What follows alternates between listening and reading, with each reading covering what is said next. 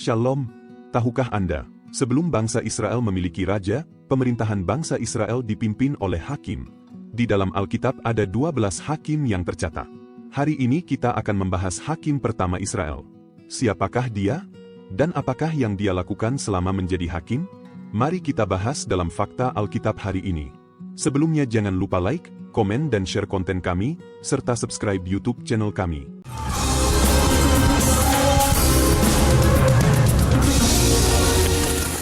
Awal mula hakim. Setelah kematian Yosua, tidak ada pemimpin tunggal yang muncul untuk menggantikannya. Bangsa Israel pada waktu itu terdiri dari kumpulan suku-suku yang tersebar di tanah Kanaan, masing-masing dengan kebutuhan dan tantangan lokalnya sendiri. Para hakim muncul terutama sebagai respons terhadap krisis. Mereka adalah pemimpin karismatik yang dipilih atau dipanggil oleh Tuhan, kadang-kadang melalui pengalaman rohani yang signifikan, untuk membebaskan Israel dari penindasan oleh bangsa-bangsa sekitar. Pemilihan hakim pertama, Otniel. Karena kekosongan pemimpin, bangsa Israel tidak lagi taat kepada Tuhan, mereka mulai kembali menyembah berhala. Sehingga Tuhan membiarkan mereka ditindas oleh bangsa-bangsa lain. Pada masa itu, bangsa Israel dikuasai oleh Raja Kusan-Risataim dari Aram Naharaim yang juga dikenal sebagai Mesopotamia. Ketika bangsa Israel berteriak kepada Tuhan karena kesulitan mereka, Tuhan membangkitkan Otniel sebagai pemimpin dan penyelamat. Roh Tuhan datang atas Otniel, memberinya kekuatan untuk memimpin bangsa Israel melawan penindas mereka. Melalui kepemimpinannya, ia berhasil mengalahkan Raja Kusan-Risataim dan memulihkan kedamaian serta keamanan bagi bangsa Israel.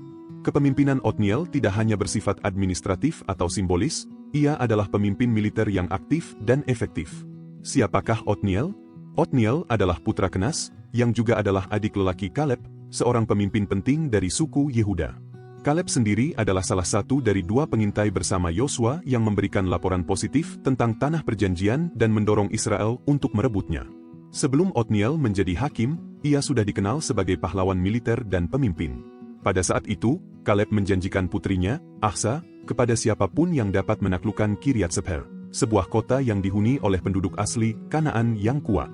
Otniel menerima tantangan ini dan berhasil merebut kota tersebut, memperlihatkan keberanian dan kemampuan militernya. Sebagai hadiah, dia menikahi Achsa, memperkuat posisinya dalam keluarga Kaleb dan di antara suku Yehuda. Setelah pernikahannya, Otniel menjadi semakin terkenal dan dihormati, tidak hanya sebagai seorang pejuang tetapi juga sebagai pemimpin yang memiliki kemampuan untuk menginspirasi dan memimpin orang lain.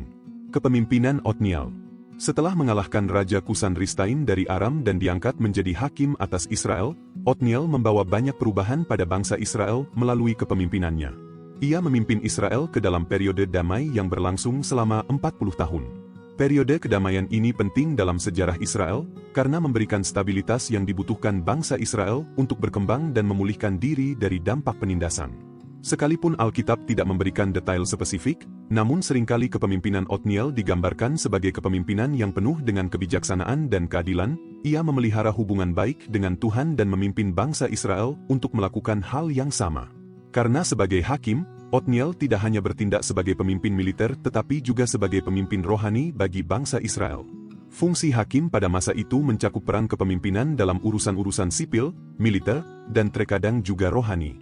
Dengan demikian, kepemimpinan Otniel kemungkinan melibatkan menegakkan hukum-hukum Tuhan dan memandu orang Israel dalam menjalankan perintah-perintah tersebut.